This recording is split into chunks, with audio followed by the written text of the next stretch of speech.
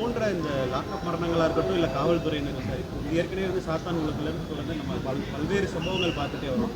எதுக்குமே வந்து பார்த்தீங்கன்னா நிரந்தரமாக வந்து அது எதனால நடந்துச்சு, இன்னும் சாத்தான்குளம் மலைக்கே வந்து இப்போ நம்ம ஆட்சி மாதிரி இவ்வளோ நாள் ஆயிடுச்சு, இன்னும் வந்து அதுக்கான முழுமையான காரணங்கள் வெளிவரல. விசாரணைகள் எதுவும் இப்போ பிரச்சனைகள் இல்லை. இது ஏற்கனவே நாங்கள் அறிக்கையே கொடுத்துருக்கோம். இது போன்ற சம்பவங்கள் நடக்கக்கூடாது, இது வன்மையாக கண்டிக்கத்தக்கது. இந்த ஏற்றத்தாழ்வு இருக்க வச்சு தான் இப்படிப்பட்ட சம்பவங்கள்லாம் நடக்குது. இது இனிவரும் காலங்களில் இருக்கக்கூடாது. அந்த நிக்கிதா என்பவர் யார், அவருடைய பின்புலம் என்ன, அவர் எந்த கட்சியை சார்ந்தவர், இதையெல்லாம் வந்து ஏற்கனவே இந்த ஆய்வு பண்ணி இந்த புகாரை வந்து எடுத்துருக்கணும்.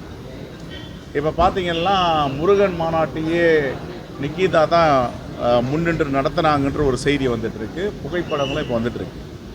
அப்போ நிக்கிதாவுக்கு பாஜக RSS உடைய பின்னணி இருக்கா? எதற்காக அந்த கோவிலுக்கு ஆலயத்திற்கு சென்றார்கள்? எதற்காக அவருடைய காரை வந்து பார்க் செய்வதற்கு ஒரு அப்பாவியிடம் சாவியை கொடுத்தார்கள்? கொடுத்து விட்டு என்னுடைய நகையை காணும் என்று எதற்காக புகார் செய்தார்கள்? இதெல்லாம் நிறைய கேள்விகள் இருக்குது. அப்போ அவருடைய பின்புலம் என்ன அப்படின்றத பற்றி ஆராயணும். பிரச்சனை பண்ணுறதுக்காக வந்தாங்களா? ஏன்னா சாதாரணமாக வந்து அவருக்கு கார் ஓட்ட தெரியாது, அவர் ஒரு சாதாரண காவலாளியாக இருக்கார், அவருக்கு எது இந்த பணி அந்தமாக கொடுக்கணும்? இப்போ ஒரு அரசு நேர்மையாக செம்மையாக நடந்து கொண்டு இருக்கிறது என்றால் அதில் குழப்பம் விளைவிப்பதற்கு யாராவது பின்புலமாக இருக்கிறார்களா?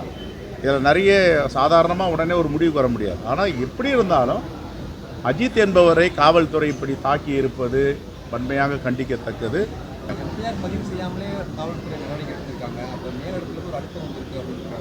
இல்லை, மேலிடம்னா யார்? நிக்கிதா மேலிடமா? நிக்கிதா மேலிடமான்ற நிக்கிதான்றவர் யார்? முருகன் மாநாடு கிட்ட இருந்து நடத்தினாருன்றாங்க. அதுதான் இப்போ வந்திருக்கின்ற செய்தி.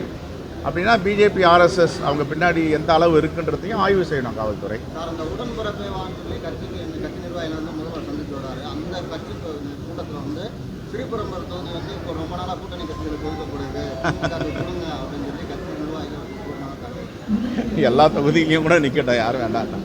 அது மாண்பு முதலமைச்சர் முடிவு எடுப்பார். சொல்லுங்க.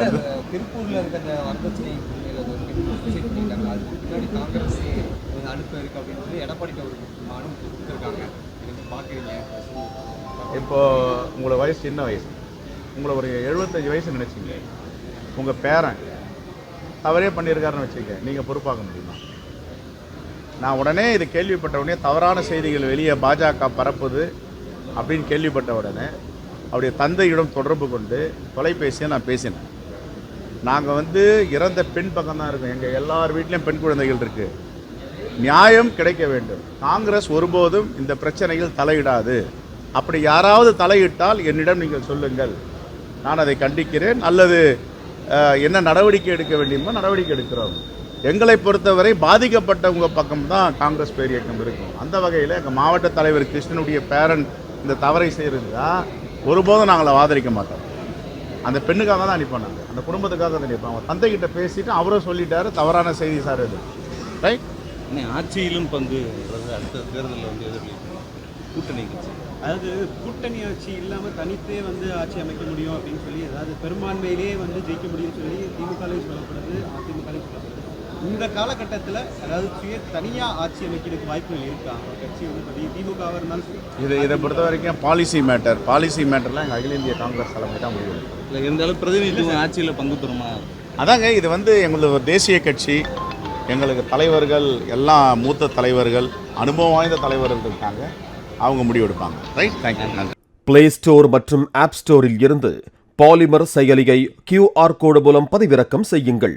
செய்திகளை உடனுக்குடன் பெறுங்கள்.